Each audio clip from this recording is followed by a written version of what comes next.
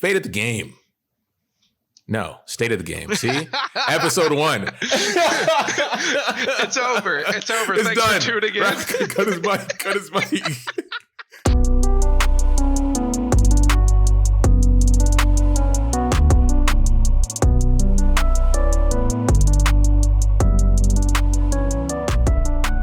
Welcome to Casuals of Runeterra, Episode 1. I'm your host, Ryan, and here with your other host, Andrew.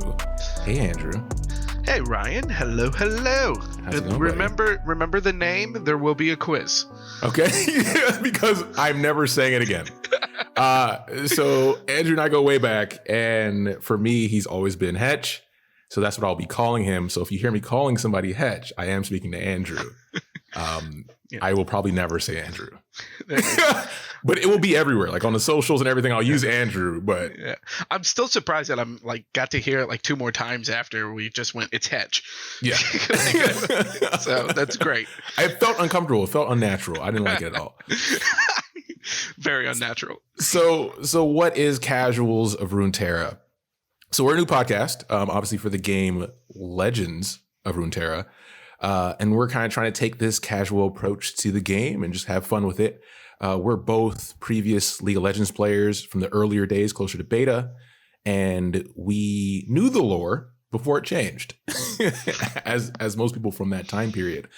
So with this game popping back up, you know, obviously we are interested in the card game aspect, but also getting back into the lore and seeing the kind of flavor that Riot is sprinkling in it. So these episodes are going to be kind of broken up. We're still experimenting with stuff, but a quick, what is it, syllabus for sorts is you will have our first section will be the state of the game, where we kind of just talk about the decks we're playing, what we like about the game at the moment. And then we'll go into section 2, which is the main topic for this episode, which you'll see in the title, which is for Demacia. So we're talking about Demacia and kind of the elements of that from the perspective of Garen and Lux for this episode. And then we'll go into Fate of the game, which is where we kind of discuss where we think it's going, what we want to see, and then some other champions and lore that we're interested in getting into for future episodes. That's kind of your overview. Are you pumped? I am hella pumped, and I'd like to chime in on what you just said. I think it's important to really highlight the casuals bit too, because I know, especially you. We have both been. We both have also played a lot of card games throughout the years, namely Magic the Gathering and Hearthstone, between our friendship. But in both of, I think I kind of was a bad influence with you in Magic because I've always just been a very casual gamer when it comes to the tabletop card games. So I want to find the dumbest things. I want to see if I can make it work, and that's really what this, like, the podcast is definitely going to be a reflection of that too. Like, let's go in, let's have fun. What can we do with this? Exactly. So, and like you mentioned, I come from the more competitive side from a very young age. Most games I go into, I first look at the competitive aspect and then dabble in the casual. So for me, Magic the Gathering is where I put the most effort. Did some traveling for a while. I'm not saying I was winning and crushing tournaments. But I was definitely traveling around the U.S. and trying to go to as many qualifiers and stuff. So with Runeterra, it's a case where I wanted to take a more casual approach to it and just have fun with it. So my natural resource was Hetch, because he's from the Magic side, like the, more fun decks, trying to push mechanics as far as they can go. And Runeterra has a lot of fun mechanics. So let's start getting into that. So Fate of the game. No, state of the game. See? Episode 1. It's over. It's over. It's Thanks done. for tuning in. Cut his mic. State of the game. So what are you playing? Like, what's your deck that you're maining right now? Especially whenever we're going to talk about like my deck or a main deck, let's just get this out of the way. There is only one woman in my life, and that is my bae, Lux. I love Lux. You mentioned that we both played League of Legends closer to beta. I played a little bit longer than you, and I was a Lux main in League. I just loved her whole kit, And even when she just absolutely sucked, it was like, I'm going to play Lux. And then Runeterra comes up. You and I were talking about if, hey, Hetch, you're going to play Runeterra. I was thinking about it. I don't know. When it's like, Lux is a card. Well, you might have talked me into it. I think you got me. And so what I've been maining the most right now has been an Ezreal combo deck with Lux as Lux is more of the main engine of the deck. Like, instead of I don't think it's as good as your Freljord Piltover Ezreal combos. Like, those are a lot cleaner. Like, they get to the end goal of Ezreal popping off a lot better. But with a Demacia Piltover, Lux just kind of is the star of the show, which is what I wanted to do. And that's definitely what I've been playing. But are you using barriers and such as well to protect? I've actually dropped the barriers on my list, and what I've been, as far as just with how I've been playing it, it's been less trying to protect Lux and Ezreal, and a lot more of just trying to flip Lux as quickly as possible. I dropped the prismatic barriers to make space for a full deck set of the Brilliance. It's the Piltover 3-mana burst spell with what is it that refills your spell mana. It creates a random spell in your hand as well. Yes. And I'm drawing a blank on the name. Flash of Brilliance. Okay, cool. So I have a full 3 copies of Flash of Brilliance, because the best thing that can happen is turn 6, have full spell mana, and double Flash of Brilliance in hand. Yeah. Because then it is play Lux with the barrier out. A lot of times you can even have opponents 2-for-1ing themselves trying to get rid of Lux. Yeah. And in response to that 2-of-1, I still evolve Lux. Like, she's still going to level up. And I've got 2 spells and the fleeting laser that you now no longer have an answer to. Yeah. So, and that the lasers do apply to Ezreal leveling up, because you're still targeting a creature. True. And unlike a lot of the other Piltover spells, like your Mystic Shot or Get Excited, if they get rid of the creature, like especially with Shadow Isles being able to sacrifice their creatures to draw cards, if they do that with the Lux laser, it doesn't matter. The Lux laser still goes off because it has Overwhelm. So then if they sacrifice it, not only does it just 4 damage to the face, it still counts as Ezreal triggering. So then Ezreal still gets that 1 targeted spell, because the spell doesn't fizzle. So it's nice little interactions that it makes it sound a lot better than it is. If someone's listening to this and you're like, I want the most competitive Ezreal deck, that's not it. I am not your guy. This ain't it, Chief. These are not the droids you were looking for. But damn it, you will have a lot of fun if you're playing it. Okay, it's funny you mentioned Demacian Piltover, because up to this point, I want to say a couple of days before this episode, I was playing something completely different, right? Well, not completely different. Okay. But I end up in Demacian Piltover with this. It's one of those moments where you're playing, it's late, you should be in bed, but rather you want to continue a losing streak. And you're like, forget it. I have the answer. And you build a deck and it just works. But then you have to wake up to make sure you're not, it wasn't through insanity. Right. And I ended up with Demacian Piltover. But my version is focusing on Lucian and what's his wife / girlfriend / Senna. Senna. And what it does is I kept the jinxes in for the tempo piece and pretty much finishing up. So essentially fill your hand with more gas, because the current combo is that 6 mana spell that empties your hand, draws 3, deals 3 damage. So I know that creature. It's a minion. So I play 3 jinx and I play 2 of him at the top end. Yep. So I top out there. What is it called? Augmented Experimenter. Yeah, the guy with the metal hands. Yes. Yeah. So I play 3 jinx, 2 of him at the top end. And then I play basically Evolution Senna package for aggression. And then I play mainly spells that protect my creatures. So I'm playing the Chain Vest, which I think is a great card. And we can go into that another time. But it actually, I like it better than, because the 2 1-drops, burst spell 1-drops that Demacia have are powerful, right?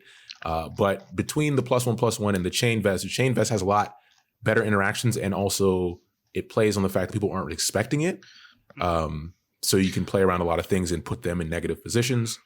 And then I'm also playing Prismatic Barrier, just things that keep my cards alive, because I do play 3 copies of the, the 1/1/4 that if something dies, if a creature dies at the end of turn, give everything you have 1/1. Dawn Speakers. Yeah, the Dawn Speakers. I'm playing that. So essentially you're keeping it's a tempo deck in the sense that you're playing strong creatures early, you're protecting those creatures to get the maximum value out of it, and then Dawn Speakers are helping you scale them throughout the rest of the game, and then you finish with your top end, which is Jinx and the Metal Hands guy, which is his official name. So welcome to Metal Hands Podcast. Yeah, exactly. So that's what I'm playing. And, I'm liking it. I have to play a little bit more of it before I'm very confident in it. I think it has potential because it got me past the hump that I was in with the original Jinx, Piltover Noxus deck I was playing.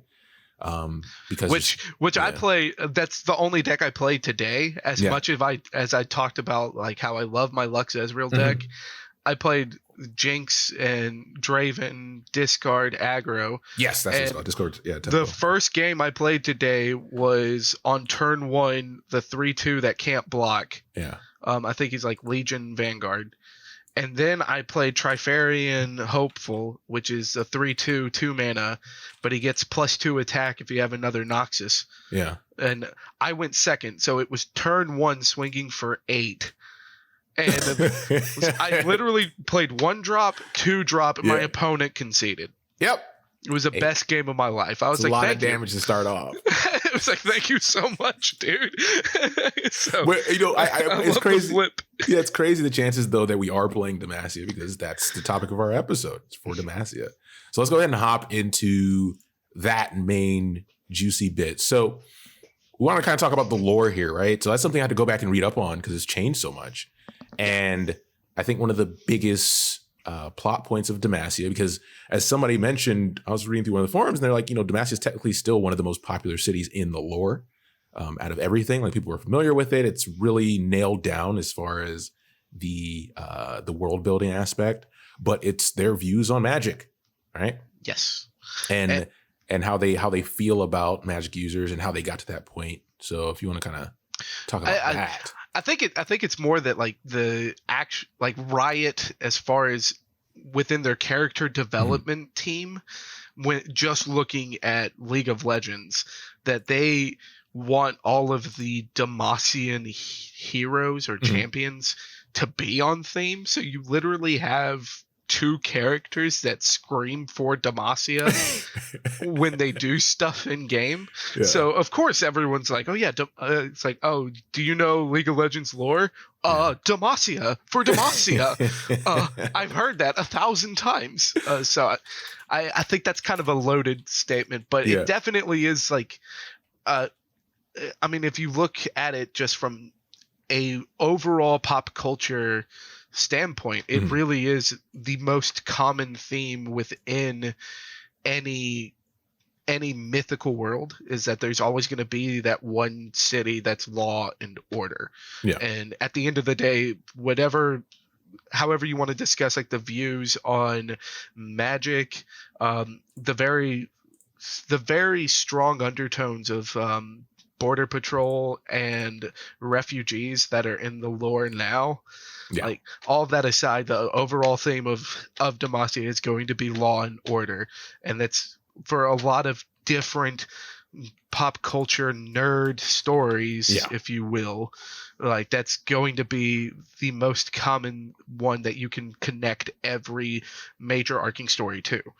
So that being said, is Garen Captain America and is Lux Scarlet Witch? Now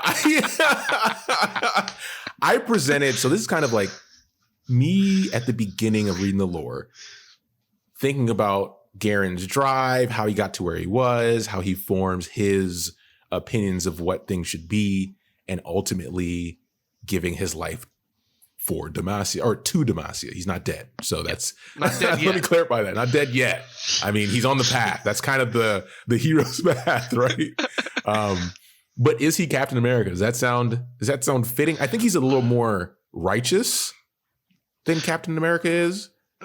Well, it's like the whole is he Captain America? Like, if you anyone who hears Captain America right now is automatically going to think of the movies over comic books, which is fine. I think that's a safe assessment. Yeah, I can only really talk from the movies. I don't read that many Marvel comics, but it really is a fair comparison, because the newest things that have been added into Demacian lore have been more about like the repressed of Demacia or mages.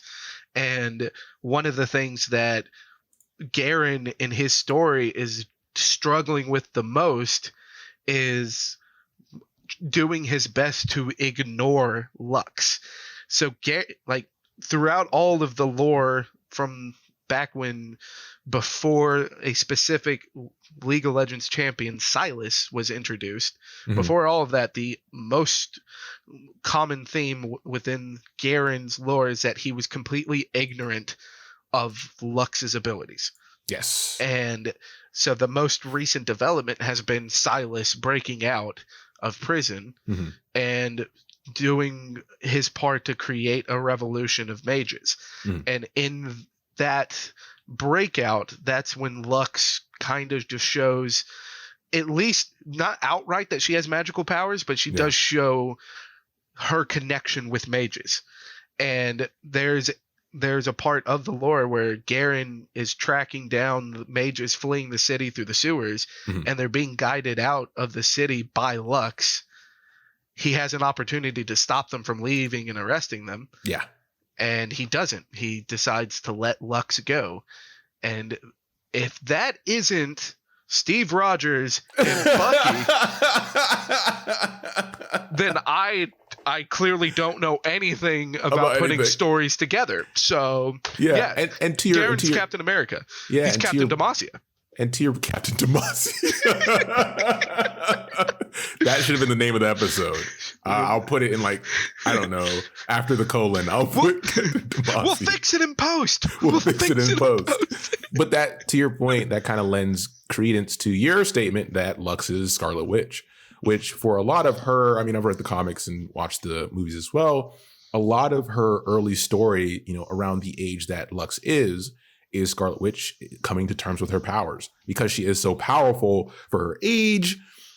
And as far as where she grows up and how that being different like that is not very advantageous in that situation. And then her view on other magic style users or that kinetic style users when she gets older, and how she treats those people versus others who aren't used to that kind of, what is it?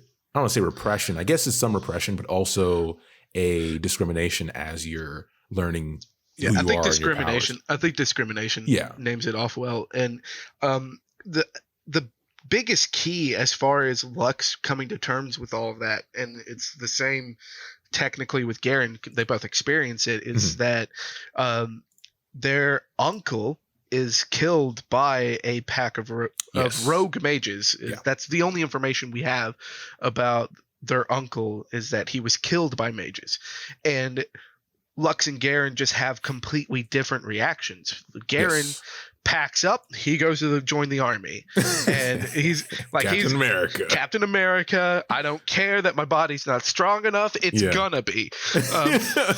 But Lux has this moment of panic, because this is shortly after she's discovered that she has magical abilities, and that it's this whole thing of seeing that how Demacia reacts to a very prominent figure, because their aunt, which a lot of Runeterra players will recognize this name, Tiana Crownguard, their aunt is a high military figure, and she just lost her husband to mages, which already have poor repute within the city.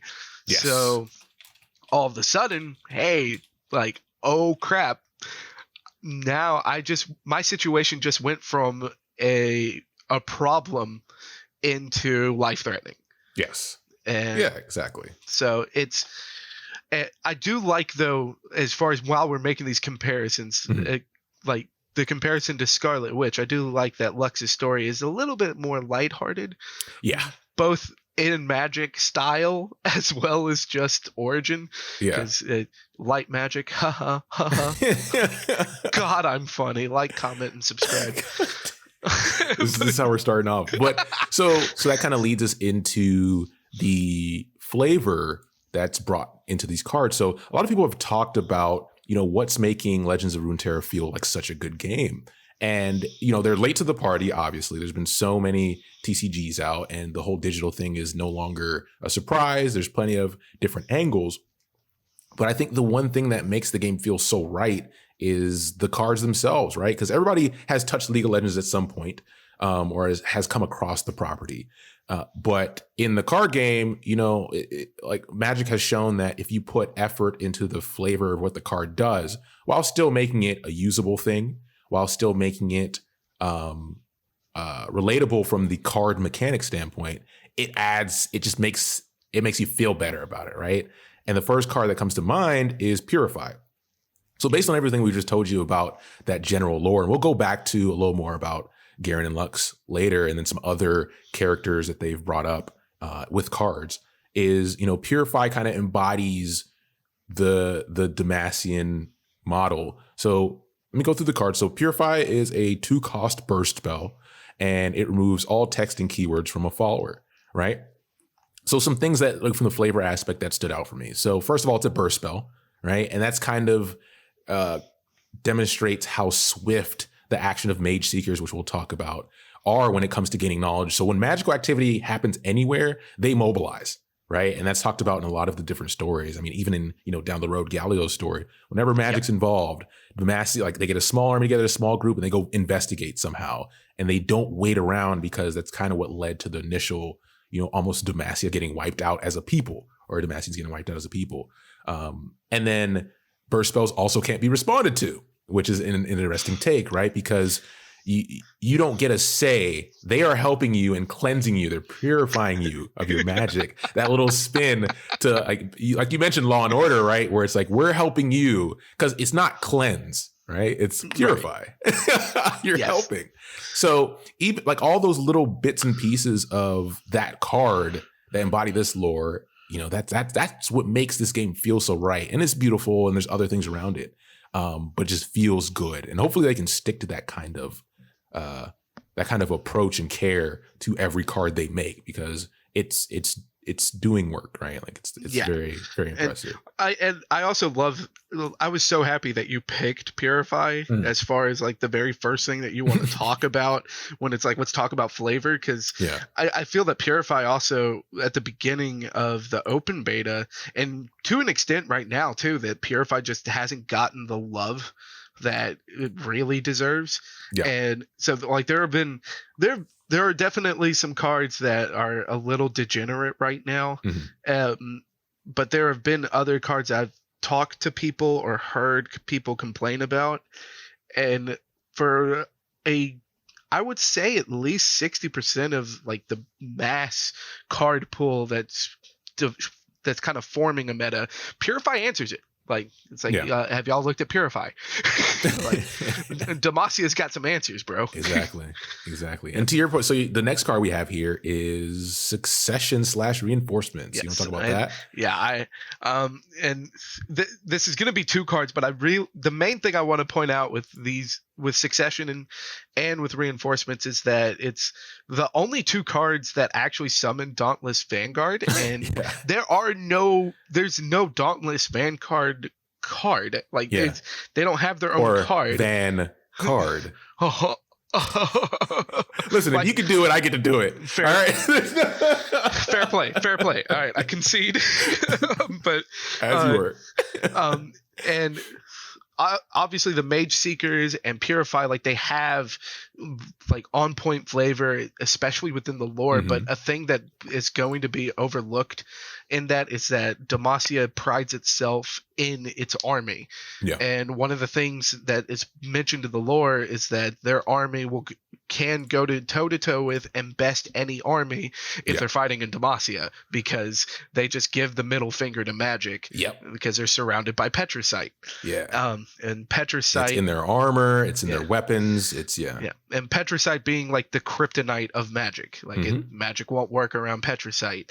But they... with both reinforcements and with succession, like they're both slow spells. So it is a thing like mobilizing your army, which you like.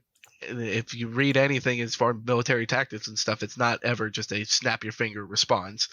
And with the slow spell in Runeterra, this gives an entire, almost like, feels like your own turn to respond. Yeah. The whole game stops to go, hang on, he's casting a slow spell. You've lost all priority now. Let's react. But it really gives like that whole flavor of like sounding the trumpets, look to the hills. Here they go. You see this army coming up. And I do think that both these cards are just important for Demacia to have, because it gives, the tip of the hat to the Crown's Guard family, to all of the soldiers. It's like, this is it. Yeah, baby. Yeah. Side by side, let's go to war. And so I love the flavor of them. Yeah, and that kind of goes into the next card we have here as far as spells are concerned, and that's for Demacia, right? Like, it's for a pump spell. At the end, we're going to both do our best for Demacia. So I've been practicing, but I want to catch you off guard, so mine's better. That's the goal here. But for Demacia, so it's a 6-cost slow spell, similar to Succession and Reinforcements, and it gives +3 and +3 to all allies, right? Pretty straightforward. And it's the namesake of the city. Obviously, it's kind of like a rally at the beginning. So to your point, when you have this gathering of will, this build up, because 3/3 in this game is a lot. Like that's a huge buff. A ton. And for everyone, for all your allies. So, there's a card that actually gives you one of these that you can play on 3. And even that, knowing it's in your hand, is so daunting. You see what I did? What? I'm out. I'm done. I'm out. Good as Mike. Yeah, but it sucks for it sucks when it sucks for your opponent when you see it, because at some point you're gonna have to deal with this.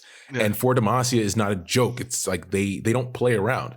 So I like that little bit of, like, in every card that Demacia has, they have that little bit that adds to the Garen Lux side of things, and also the other champions that we'll talk about at some point very soon. I also think that it's really key for them to have a card like it, because it gives a feeling of an anthem effect. Yes, and exactly. Demacia is really the only region that has seen consistent mono region play, and I think for Demacia really just kind of puts a cherry on top of what it's like to just be putting your army on the board, get them big, send them in, and it's just clean. I think it's great. I really do think it's just one of the more beautiful mechanics in the game.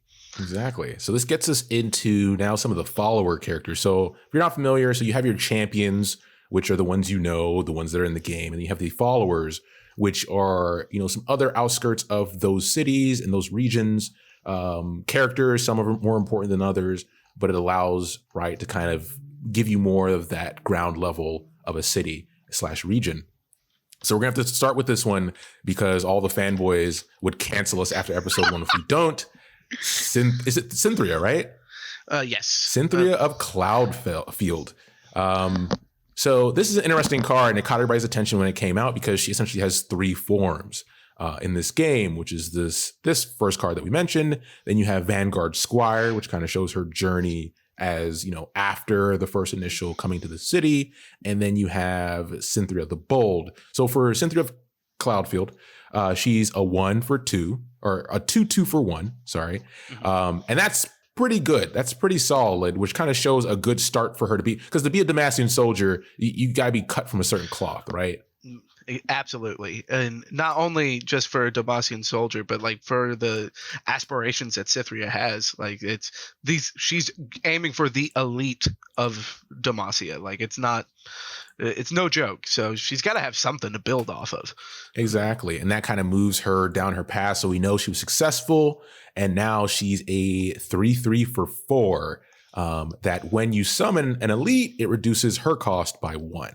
Which is also a cool spell because it goes from being a strong loner, right, a 2/2 for 1, to now having the backing of your fellow elite soldiers that reduces your cost. And, you know, the imagery is real cool because you get to see her. I think her hair change kind of, but you can still tell it's her. There's even in the back of Garen's card, before he flips, you can see her in the background walking by with her hood up in the city, like little things like that, right?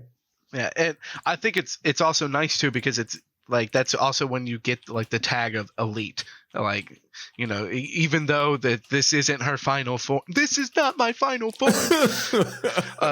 Like she's already an elite. Like her triggers are with elites and everything. She is officially a military chick. Like no longer just bottom of the barrel. Like it's like, no, we're here to stay. But let's talk about that final form because that's what the final form is my favorite. It's funny. I haven't seen it played much, but when it is played, especially in Expedition, it doesn't make me happy because it's game ending, right? It's what they call a game ender for real. You don't start with a showstopper, but we get Cytherea the Bold. She's an elite as well. It's just when she attacks, you give other battling allies +1/+1 and fearsome this round. You want to tell them how fearsome works, just in case they're wondering? Yeah. Fearsome is a mechanic where a creature with fearsome can only be blocked by another follower or champion that has 3 or more attack. So as far as in card games, whenever you see a big threat and you just put the tiniest creature you have in front of it to not die, we refer to it as chump blocking.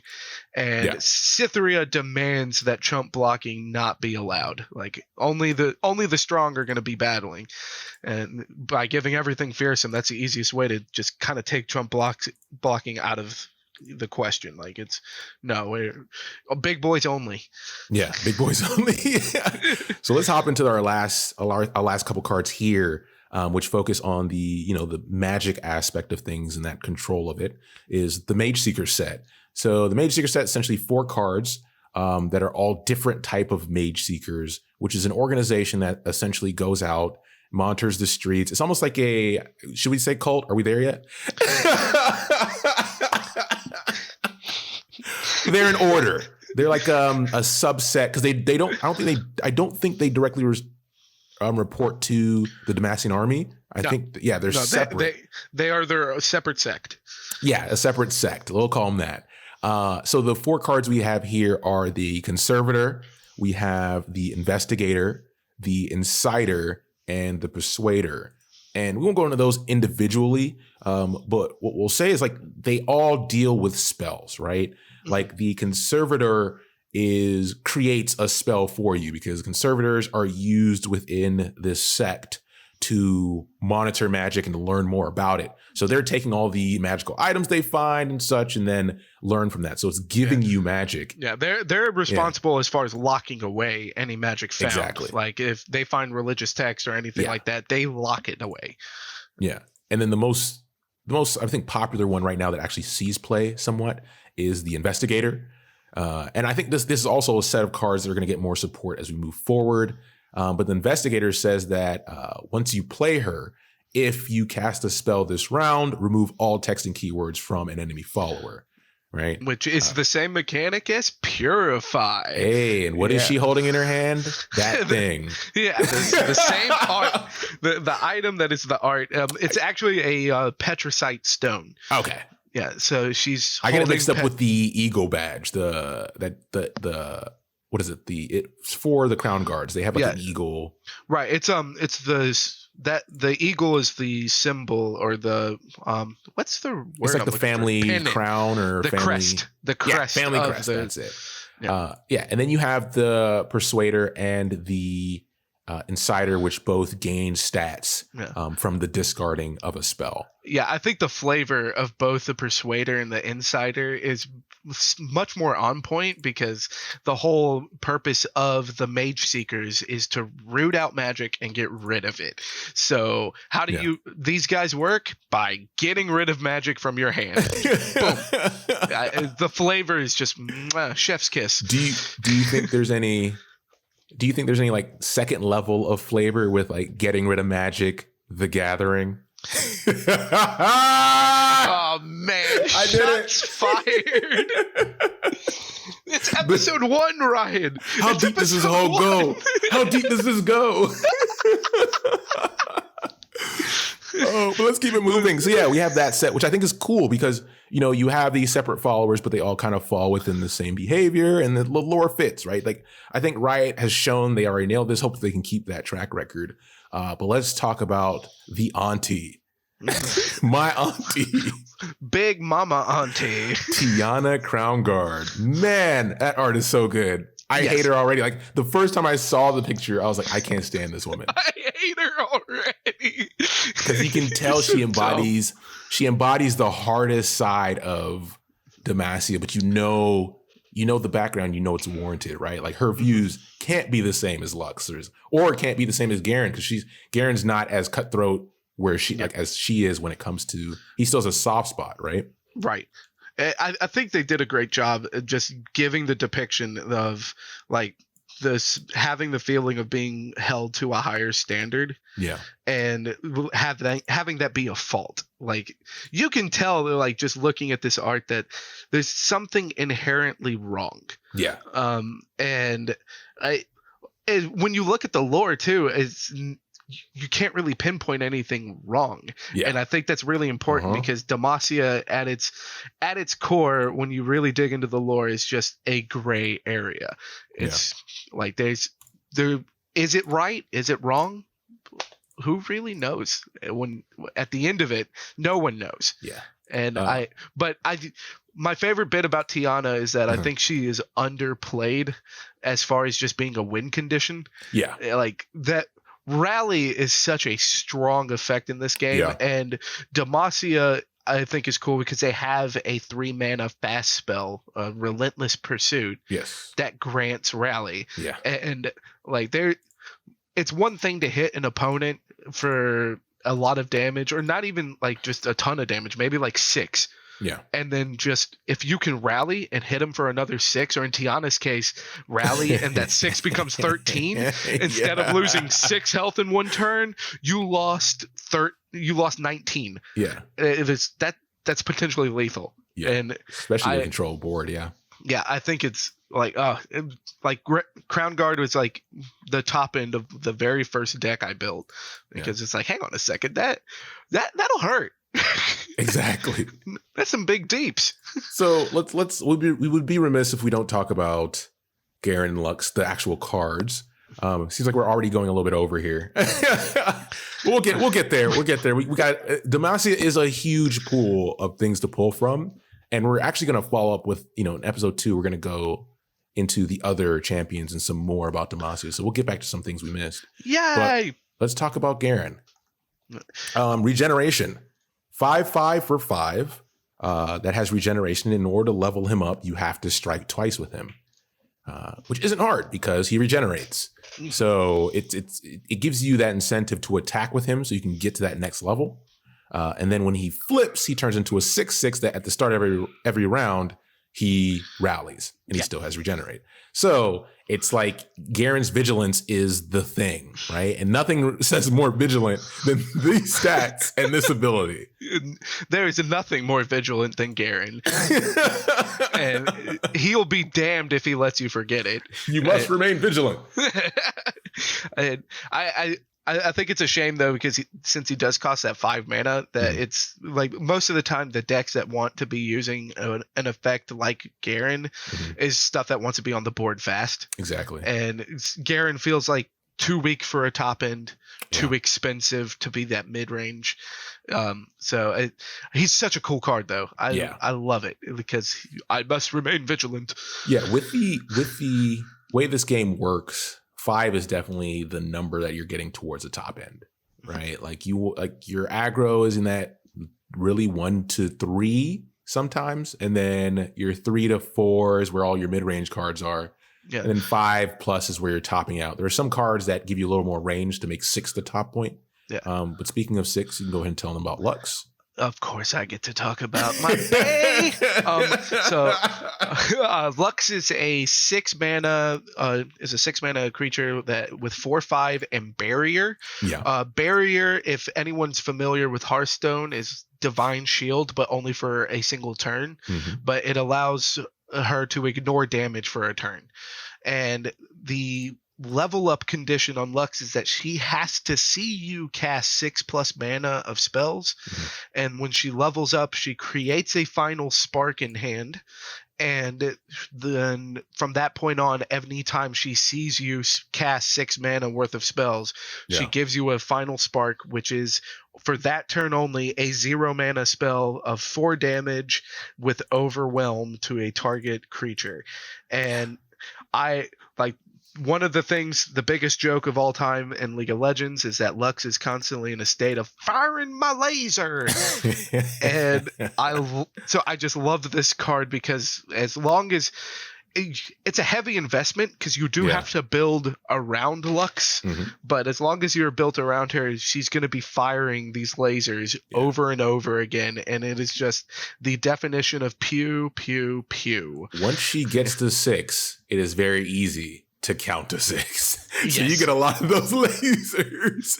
Yes. There have been rare occasions where, because the goal is to essentially kill before you can get to that settled point with Lux. And I think there's only one game I can think of where I won after a Lux flipped. And it was the most, like I had to play very tight. It was like there was no room for error there. Had to think a couple, turns ahead and had to put them in a position where they essentially ran out of gas after they flipped, which is rare. Yeah. So.